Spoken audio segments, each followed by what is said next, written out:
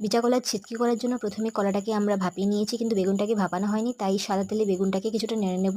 তারপরে শুকনো লঙ্কার মরিচ দিয়ে নাড়তে থাকবো, তারপরে পাঁচফোড়ন তেজপাতা দিয়েও নাড়তে থাকবো। নাড়তে নাড়তে অল্প ভাজা হবে, তারপরে হলুদ গুঁড়ো দিয়ে দেবো, দিয়েও নাড়তে থাকবো যতক্ষণ না পর্যন্ত হালকা করে সিদ্ধ হয়ে যাচ্ছে, ততক্ষণ নাড়তে থাকবো। এবার একটু কুচিয়ে রাখা পেঁয়াজ দিয়ে দেবো, দিয়েও ভালো করে নাড়তে থাকবো যতক্ষণ না গোল্ডেন কালারের হচ্ছে। দেখতে সত্যি খুবই অসাধারণ লাগছে, খেতে ইচ্ছে করছে, তাই তো?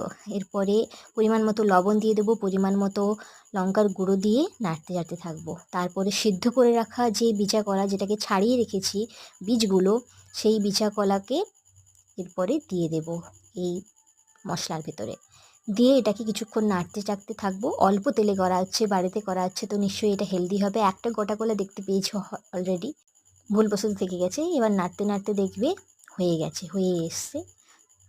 দেখতে অসাধারণ লাগছে, খেতেও অসাধারণ হয়েছে। বাড়িতে বানানো কম তেলে হেলদি খাবার। কমেন্টে জানিও কেমন লাগছে। Thank you.